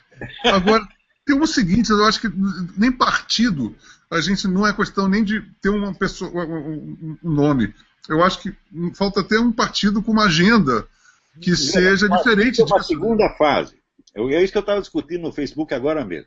Vamos fundar um partido, etc. O partido é um instrumento eleitoral. A esquerda pode criar quantos partidos ela queira. Por quê? Porque ela tem uma organização precedente muito sólida, uma liderança capaz, uma militância preparada. Então você cria partidos como fachadas ou como instrumentos para você poder jogar por vários canais ao mesmo tempo e explorar, inclusive, as contradições. Mas, se você não tem organização nenhuma e você quer criar um partido como meio de organização, está pondo o carro dentro dos bois. Antes de criar um partido, você tem que ter um movimento organizado, informal, que não seja eleitoral, não seja político-partidário, mas que ocupe espaço nos jornais, ocupe espaço nos canais de televisão, ocupe espaço, dispute o espaço com a esquerda. E aí você começa a disseminar uma agenda, né? Claro, você tem que fazer, conquistar o poder por via eleitoral sem você ter a hegemonia, você não dura 2 semanas no poder. Veja o exemplo do Collor. Você pode até eleger um cara, você ganha a eleição, mas se ganha, mas não leva. E teve aquele caso também célebre no Rio Grande do Sul com a Ieda Cruzes, né? Ela foi defenestrada. Exatamente. Exatamente. Não adianta. Quer dizer, a eleição não é um meio de conquistar o poder. Você precisa já ter o poder sobre a sociedade, mas tecnicamente a hegemonia. Quando você tem a hegemonia, aí você conquista o cargo eletivo, que vai representar, personificar essa hegemonia na escala oficial. Agora, se você tem só o cargo oficial, mas não tem hegemonia, você só tem o título e não tem mais nada embaixo. É como eu disse, é uma camisinha sem pinto. A camisinha. Pois é, mas é mulher só com a camisinha, pô, não vai dar. A gente vai ter que ter paciência, na verdade, né? Mesmo porque se houvesse uma cena surreal de uma pessoa subir ao poder agora que não fosse dessa curriola, não duraria 6 meses, né? Claro, eles tiram de lá com uma cuspida. Olha, tem uma frase do Goethe que eu adoro. Ele dizia, é urgente ter paciência. É verdade, é verdade. A gente tem humildade, né? Baixar a bola e ver que tem muito caminho quer dizer, um caminho enorme pela frente. Enorme. Nós temos, vamos dizer, que lutar primeiro no campo cultural, vamos dizer, cortar as cabeças desses vigaristas todos, desmoralizá-los um por um, expeli-los da vida intelectual, que vão plantar batata, que vão cortar cana, que vão trabalhar num puteiro, que é uma profissão digna. Mas parem de fingir que são intelectuais. Né? Eles são frouxos. Olavo, eles são frouxos. O coletivista é um frouxo, né? Então, assim, o frouxo só funciona na base da turminha. Claro, aí, né, você viu o cara na esquina sozinho, ele sai correndo. Então, tem que. Assim, e isso é uma coisa que eu acho importante. Eu tenho falado com o pessoal assim, olha, dizer demônio. Não, eles são um monte de frouxo. E a coisa mais deletéria e eficaz é chamá-los na chincha e dizer, olha, vocês são um bando de frouxos, vão ficar tirando onda pra cima da gente, não, porque vocês são um bando de bunda moles. Se não fosse bunda mole, não seria do jeito que são, né? Quando Milton Temer baixou para os comunistas essa norma, do Olavo de Carvalho não se fala, o que ele estava querendo dizer? Do Olavo de Carvalho não se fala, porque senão ele responde e a gente passa vexame. É isso que ele quis dizer. Porque todos que vieram discutir comigo passaram vexame, um por um. Teve até cara que desistiu da profissão intelectual, não vou dar o nome, e foi ser plantador de alface no Rio Grande do Sul. Ué, mas isso foi uma grande... Ele já melhorou de situação. Claro. Teve outros que ficaram quietos durante 20 anos. O João Pedro Stedley, que eu humilhei o João Pedro Stedley em público, perante uma plateia do MST, que ele saiu batendo pezinho, dizendo, se eu soubesse que ia ser tratado dessa maneira, não vinha aqui. Falei, quem mandou vir? Dá cara a tapa, levou tapa, porra. Então, a gente tem que fazer isso sistematicamente por mostrar que não sabe nada, que são charlatães, são os vigaristas, que só chegaram lá na base do lobby e da curriola. E daí a gente saneia a vida intelectual no Brasil. Na hora que sanear, fala, bom, aí começa uma segunda etapa. Aí começa a luta pela hegemonia. Porque você vencer na esfera intelectual não te dá ainda a hegemonia cultural. Te dá só autoridade moral. Então, conquistar a autoridade moral primeiro sobre essa gente. Né? Então, é isso que nós temos que fazer. Você começou a fazer isso. Por quê? Você estudou para escrever esse livro. Obrigado por você me dizer isso, Olavo. Não foi você viu que o Emir Sader falou do livro? Não. Ele disse assim, quem lê o livro do Lobão, levanta a orelha. Eu fiquei lisonjeado, né? Falei, bom, se ele falou isso, pô, eu já fico mais aliviado, né? Agora uma amiga nossa, que você deve conhecer, a Cris Fontana, está aqui do lado da Regina. O Emir Sader é o seguinte, eu já escrevi publicamente as seguintes palavras. O Emir Sader é um vigarista de bosta. Está no meu site. Ele não respondeu, ficou quietinho. Quem cala consente. Isso já vai fazer para mais de 10 anos. Né? Então eu falei, olha, e vou provar, tá aqui, pá. Então, porque ele começou assim, Olavo de Carvalho debateu comigo, nunca debati com esse cara, daí eu mostrei, ó, você debateu tal dia, em tal hora, em tal lugar, em tal outro, larga de ser um vigarista. Né? Ele deve ficar quieto. Então esses caras, eles mentem demais, são muito fáceis de derrubar. Né? O João Pedro Stedley, cada coisa que ele falava, eu puxava da minha pasta, sabe o quê? O livro dele, A Questão Agrária no Brasil. E de olha aqui. Daí ele dizia, por exemplo, coisa do seguinte tipo, o regime de 64 matou os líderes das ligas camponesas. Falei, não, João Pedro, foi em 63, está aqui no seu livro. Não foi o regime militar. E assim por diante. Daí ele falou, não, existe um estado de violência endêmica no campo. Daí eu falei, peguei o livro dele e falei, vamos ver aqui o número de assassinatos no campo brasileiro. Então era assim, 1999, 30 homicídios. 2000, né, 32 homicídios. Eu falei, isso aqui não dá uma delegacia do Rio de Janeiro no fim de semana, porra. Quer dizer, o campo é a região mais pacífica do Brasil, segundo você. Por falar nisso, Olavo, uma coisa muito importante que eu queria falar contigo exatamente era essa coisa do campo. Você tem visto o que está acontecendo no Mato Grosso do Sul? Eles estão dizimando cidades, você está sabendo disso? Não estou sabendo. Holocaustos, assim, coisas. Primeiro, as coisas do FUNAI, né? Diz que eles derrubaram 25% do PIB de Mato Grosso do Sul, fazenda de arroz, soja, estão expulsando fazendeiros da terceira geração, o fazendeiro mostrando para dar para os índios? Para dar para os índios, exatamente. Olha, e aí você tem índio, caralho, isso é a ONU. Mas isso é um absurdo, são milhares de pessoas. Eles vão lá, a polícia vai lá e derruba as cidades todas. Então você tem um êxodo. Isso deve ser uma coisa épica, porque você tem milhares de pessoas perambulando, feito fantasma nas estradas de Mato Grosso do Sul, sem casa, com o gado morrendo pelo caminho. Tá Agora você veja, isso não aparece nem na literatura brasileira. A literatura dos nossos últimos 40 anos não reflete nada do que aconteceu. Isso daria um puta de um romance de passado. Não sabe qual é? O sofrimento da esquerda durante a ditadura militar. O tempo parou. Não, só se fala sobre isso, só se filma sobre isso. Não aconteceu nada depois, ninguém mais sofreu. Nós temos 70 mil homicídios por ano. Não tem um livro, não tem um conto que reflita isso, não tem uma peça de teatro que reflita isso, não tem um filme que reflita isso.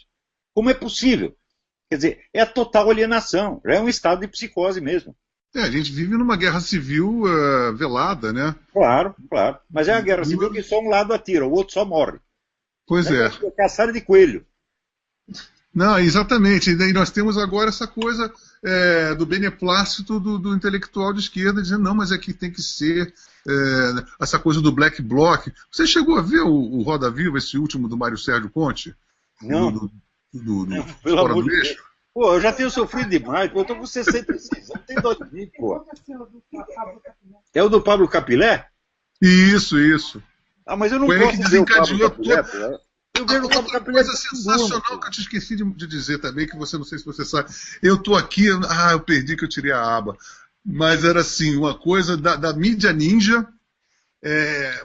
Olha só, mídia ninja convocando o Alex Burgo, depois manda para você, que eu já mandei para ele. Depois, o Alex, você está me vendo, manda para o Olavo.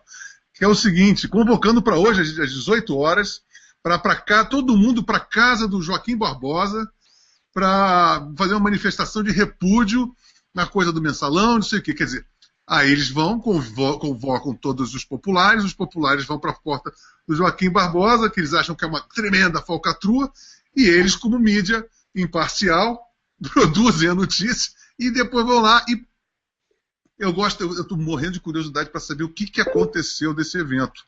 E depois eu vou pegar esse link, porque tem um link lá, Mídia Márcia, uma coisa assim, Mídia Ninja convoca a população. Mídia Ninja.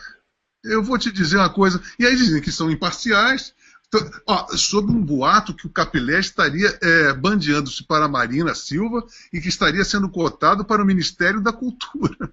Da Marina Silva. Eu acho perfeito. É um ministro talhado para o cargo, para a cultura brasileira. Né? Agora, um sujeito que tem ódio a artistas, você pensa bem, 10 anos de promoção de bandas e artistas novos, a única pessoa que você conhece no meio é o Pablo Capilé, que não toca porra nenhuma. Não é? Bom, não toca porra nenhuma, não sei, no banheiro deve tocar. Mas eu te digo que sim. Ele odeia artista, não quer saber de artista, diz que artista é igual a pedreiro, que é tudo a mesma coisa, e etc e tal. E aí a gente está na mão desses caras. Eu fico com pena dos artistas que estão começando e que são obrigados a tocar de graça. Eu fui a Goiânia agora e um sócio deles, um dissidente, disse que eles fazem o seguinte: eles pegam a verba pública, chegam na cidade, na periferia da cidade, eles dão uma cantada na população mais humilde, dizendo assim: vocês vão receber grandes artistas recebam os artistas de graça. Bota um monte de artista lá, diz que tinha toalha comunitária para 300 pessoas. Então, eles pegam um dinheiro de 800 mil reais, 1 milhão de reais, bota no bolso, transformam em um dinheiro lá que eles inventaram chamado Cubo Card, que é impossível de você fazer uma auditoria. Agora, você veja, muito me espanta que ainda haja militantes na esquerda que ficam escandalizados com a roubalheira. Isso quer dizer que eles acreditavam em comunismo honesto. Olha, os caras da esquerda que roubam até merecem algum respeito. Vamos dizer, pelo menos ele faz alguma coisa. Mas esse pessoal esquerdista, moralista, eles são os piores de todos. Porque eles não entendem que a coisa é intrínseca. O comunismo é roubo. O comunismo é empulhação desde que ele existe. Sempre foi assim. Eu te confesso, Olavo, que eu fumo. Eu tenho um livro que eu faço uma confissão mais detalhada, mas assim, eu quando votei no PT, eu nunca fui comunista, não. Nunca fui mesmo. Mas assim, achei que era uma hora da história brasileira ter um governo que pensa assim, pô, já que acabou o comunismo, esses rapazes conheciam um ou outro, achei simpáticos, e eu assim, não, eles estão com a bandeira da honestidade, então vamos dar a vez a, pelo menos, um cenário de tanta corrupção a esses caras que estão lutando pela honestidade. Isso aconteceu comigo e acredito que aconteceu com muita gente. Veja, no tempo em que eles se notabilizaram como sendo o partido da moralidade, quando eles denunciavam todo mundo, sobretudo naquelas CPIs da década de 90. A ética. A campanha da ética na política. Naquele tempo, eles já tinham o serviço de informações, o serviço de inteligência do PT, montado, infiltrado em tudo quanto é lugar. Quer dizer, eles já estavam preparando esquemas como o Mensalão com 20 anos de antecedência. O chefe do serviço de inteligência do PT era o Zé Dirceu. Esse serviço de inteligência foi instrumento do PT depois, instrumento do Mensalão. Porque para os caras entrarem no Mensalão é o seguinte: meu filho, você tem aqui uma alternativa, nós temos aqui um dossiê sobre a sua pessoa. Né? Nós sabemos que você comeu uma menininha de 12 anos, matou um sujeito no Mato Grosso, etc, etc. Então você tem duas alternativas: ou nós te damos um dinheiro, você trabalha para nós, ou nós contamos tudo isso. Então foi um instrumento de chantagem que eles montaram desde os anos 90. Eu estava lá e eu vi. Eu acompanhei a CPI, por exemplo, a CPI das empreiteiras. Eu acompanhei inteirinha e vi como é que é o negócio. Outra coisa que eu... Ele estava sendo montado ao mesmo tempo que o discurso moralista. Não é que ele se corrompeu. Não, foi simultâneo. Foi planejado, né? Agora, por exemplo, eu estava fazendo isso na minha fase, que eu estava atuando em rádios comunitárias, eu estava querendo fazer um link de uma coisa alternativa para a música, acabei por portas e travessas no colo do partido do PCB. E do PCB fui direto para o PT, porque eu entrei no núcleo duro do PT, que era em Sergipe. O núcleo duro do PT era em Sergipe. O Marcelo Deda, tinha um... de Wilsonzinho, Regina? Né, que era o marido da nossa querida Tânia Soares, que foi a deputada que fez o negócio da numeração. E aí, o que aconteceu? Eu comecei a entrar em rádios comunitárias e aí aí comecei a me sentir muito otário. Porque eu fui na periferia aqui de São Paulo fazer um périplo por rádios comunitárias, e aí eu vi, tinha um vereador, Albertão, você lembra do Albertão? Albertão do PT. Ele veio receber uma mala enorme, um colombiano, aquela cara de colombiano, sabe? Abriu uma mala numa rádio comunitária, a rádio estava caindo aos pedaços, uma mala cheia de dólar, sabe? Aí o cara falou, não, esse cara é das Farc. Esses caras são das Farc. Quer dizer, eu falei assim, o quê? Não cabia na cueca isso aí. Pois, não, sabe, dinheirão, assim, para coisa municipal, porque o cara era vereador, né? E o cara das Farc ali, na maior cara de pau, né? Muita grana, era uma mala cheia de dinheiro, de nota de dólar.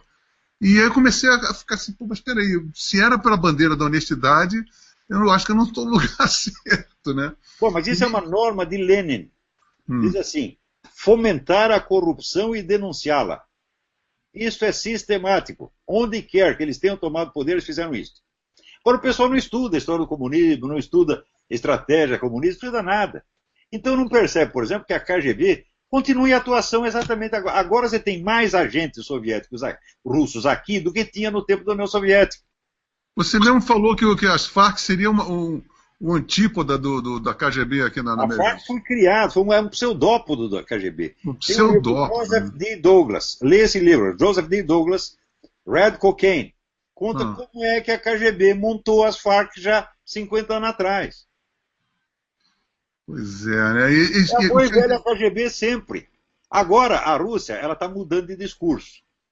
Né? Ela viu que o discurso comunista não pegou muito bem. Então, o que faz? Você mantém o mesmo esquema de poder absolutamente intacto e muda a casca verbal do negócio. Mas eles estão agora nacionalistas ortodoxos. A nova ideologia é que é do Dugin. Você leu o meu debate com o Alexandre Dugin? Eu estou com o livro aqui, mas eu não li. Não. Eu vi um debate seu. Que é o seguinte, vamos juntar, em vez de ficar só com a ortodoxia comunista, nós vamos juntar e fundir todos os discursos anti-americanos. Comunista, fascista, nazista, islâmico, anarquista, tudo que tiver de anti-americano, nós vamos fundir, vamos usar tudo. E vamos atrair todo esse pessoal para nos apoiar. Então, eu vi o Duguinha aqui falando uma coisa no YouTube, mas ele é patético, é primário, falando sobre o Brasil, coisas ridículas. Bom, ele ali naquele debate, para dizer a verdade, ele tomou no cu, né? Isso aqui é verdade. Passou uma vergonha desgraçada, tá entendendo? Eu dei uma vista d'olhos e falei assim, não tem a menor estrutura. Não tem a menor estrutura. Não, o debate foi duríssimo. É. Para mim não foi duríssimo, foi diversão. Que absurdo, né? Pois é, agora só para a gente terminar, Olavo, sobre essa coisa das Farc, pô, a nossa querida Cris Fontana perguntou se a gente não poderia falar um pouco mais detalhadamente sobre a participação das Farc. No fórum, a gente já falou sobre essa coisa de ser um pseudópito da KGB. Você teria alguma coisa mais a alinhavar para a gente concluir esse... A coisa mais importante é o seguinte, quase 20 anos atrás, 20 ou 15, o Fernandinho Beiramar confessou ao exército da Colômbia que ele anualmente trazia armas do Líbano para trocar por 200 toneladas de cocaína das Farc todo ano. Então, as Farc já naquela época já tinham se transformado no dominador monopolístico do mercado brasileiro de drogas. Praticamente só entra a droga no Brasil pelas Farc. Não há mais nenhum... Todo mundo falando da fronteira, que não nasce cocaína na favela, está aí. O ponto de entrada é basicamente... esse. E essa coisa não parou, porque você prenderam o Fernandinho Beiramar. Veja, ele confessou isso na Colômbia. Quando chegou no Brasil, ele foi levado para uma comissão parlamentar de inquérito e gozou da cara dos senadores, deputados, mandou tomar no cu, humilhou os caras e não falou nada. Então todo mundo ficou quietinho. Por quê? Porque compromete as Farc e não pode mexer nas Farc. Tanto que o governo brasileiro sempre se recusou a qualificar as Farc como organização terrorista. Então, agora estão dizendo, estão havendo uma discussão no Congresso para poder tirar essa peste de traficante do Fernandinho. Tem gente até hoje que diz: o Olavo de Carvalho acusa, sem provas, o PT de estar associado com as Farc. Como sem provas? Está lá as atas todas do Foro de São Paulo, o Lula presidindo assembleias do Foro de São Paulo. Ele se referindo ao Maruanda, não era? Como é? Tem um tape dele que ele está falando diretamente com o cara, né? Falando nominalmente. Não, ele deu o Raul Reis, que era o comandante da FARC na época, deu uma entrevista à Folha de São Paulo, dizendo: não, nós estamos cheios de contatos no governo. Daí perguntaram: diga um nome. Ele disse: por exemplo, o doutor Emir Sader. E deu uma meia dúzia de nomes. Já era tudo gente dele no governo. Aí você sabe... A revista do Foro de São Paulo, América Livre. Quem dirigia a revista América Livre? Gilberto Carvalho, meu Deus do céu. Quem você sabe que no mês passado... Que fazia parte do conselho. Frei Beto fazia parte do conselho. Emir Sader. Estão todos lá. E no mês passado, você sabe que qual é o nome daquele menino, o governador do Rio Grande do Sul, aquele da punhetinha? Não, o bigodudo.